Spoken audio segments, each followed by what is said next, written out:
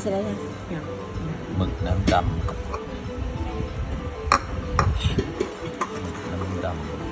ร้านบ้านรัวมาบ้านรัวมา แซ่บเขาชิมเป็นเจอร์ หอยเชลล์ผัดเนยกระเทียม มีคือสองตัวสามตัว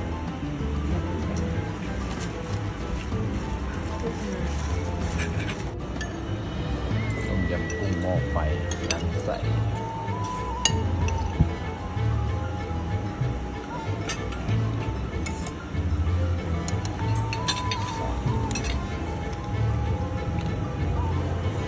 ตัวโตปลาทอดปลาอะไรเนี่ยปลาทอด แล้วผม ปลาทับของทอดน้ำปลาอันนี้เพิ่มเติมเลยหมูสามชั้นทอดพริกแกง